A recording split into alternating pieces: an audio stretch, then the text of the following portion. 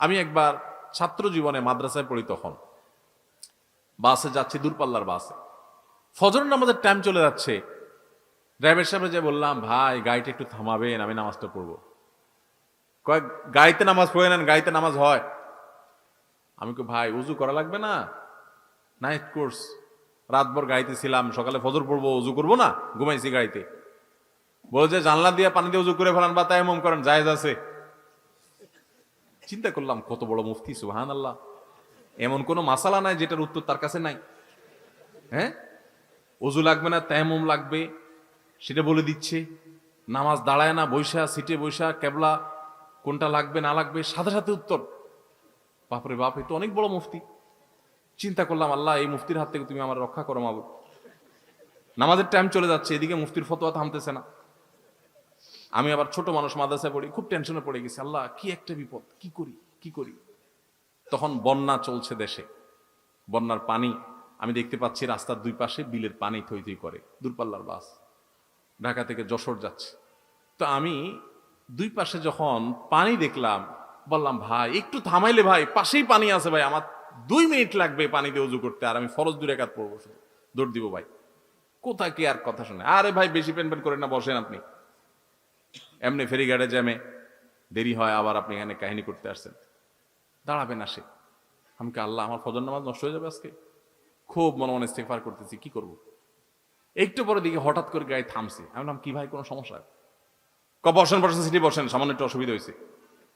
হ্যাঁ, আমি মনে মনে চান্দু আর বসতেছি। আমি লাভ দিয়ে নাইমা বিলের থেকে উজু করে উঠা একদম গায়ের সামনে আল্লাহ আকবার করে কেবলার দিকে দাঁড়ায় গেছে, যে উঠে দিলাম, আমার গার উপর উঠে দাও। আলহামদুলিল্লাহ আমি নামাজ কালাম করে সুন্দর করে সিটে যা বসছি, দেখি তার গাড়ি এখনো ঠিক হয় নাই। বললাম, মুফতি সাহেব গাড়ি ঠিক হয়েছে? না হুজুর, এই তো আর একটু বাকি। আমি তো আর 1 ঘন্টা বাকি হইলে আর দুঃখ নাই, আমার নামাজ হয়ে গেছে আলহামদুলিল্লাহ।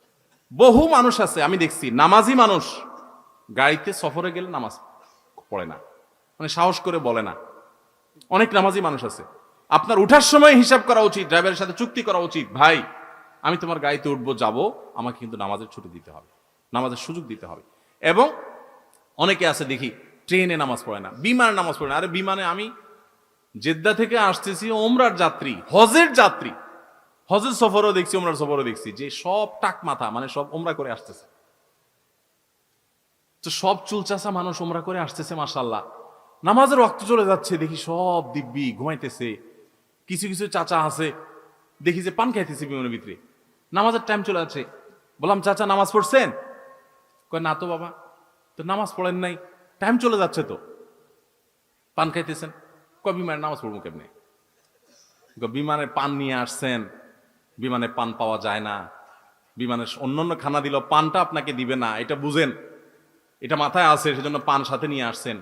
তো বিমানে যদি উজু করতে না পারেন, বুড়া মানুষ, তাই মাটি আনেন নাই কেন? নামাজের গুরুত্ব বুঝে না। ভাইরা আমার, নামাজ কি জানেন? ওমর ফারুক রাদিয়াল্লাহু তাআলা আনহু ফজরের নামাজে ছিলেন। ফিরুজ আল-লুন নামক অগ্নিপূজক যখন খঞ্জর দিয়ে তার পেটে আঘাত করেছেন, নাড়ি বুড়ি বের হয়ে গেছে, কিন্তু প্রাণ তখনও বের হয় নাই। উনি তো লুটায় পড়ে গেছেন। ওনাকে নিয়ে যাওয়া হলো। যখন নিয়ে যাওয়া হয়েছে, উনি নামাজের ইমামতি করতেছিলেন ওই অবস্থায়। যখন তাকে নিয়ে যাওয়া হলো, ওমর ফারুক রাদিয়াল্লাহু তাআলা আনহু মানে সেন্সলেস। তো হঠাৎ সেন্স আসলে উনি মাথাটা উঁচু করছে। ওনার ছেলে মেয়েরা, পরিবারের লোকেরা সবাই দৌড়ে আসছে, মনে করছে শরীর থেকে এত রক্তক্ষরণ হয়েছে, প্রাণ বের হয়ে যাবে যে কোনো মুহূর্তে, হয়তো একটু পানি চায় শেষ মুহূর্তে। মানুষের গলা শুকায় যায় এই টাইমে, যে রক্ত রক্ত সব বের হয়ে যাচ্ছে, কষ্টের জন্য হয়তো পানি টানি চাইবে, বা কোনো ওসিয়ত টসিয়ত করবে মরার সময় বাচ্চাদেরকে। যখন মাথা উঁচু করছেন, কাছে যখন পরিবারের লোকরা আসছে, তখন বলছে যে ফজরের নামাজটা তো বাকি আছে। যে মানুষগুলো জামাতে নামাজ পড়ছিল, তাদের নামাজের কি হচ্ছে আর আমার নামাজের কি হচ্ছে, নামাজ নিয়ে চিন্তা এবং প্রশ্ন, রূহ বের হয়ে যাচ্ছে। তখন আমাদের প্রিয় নবী সাল্লাল্লাহু আলাইহি ওয়াসাল্লাম জীবনের শেষ ওসিয়ত, শেষ উপদেশ, আসসালাহ আসসালাহ ওয়া মা মালাকাত আইমানুকুম। ও দুনিয়ার মানুষ, নামাজ নামাজ খেয়াল রাখিও।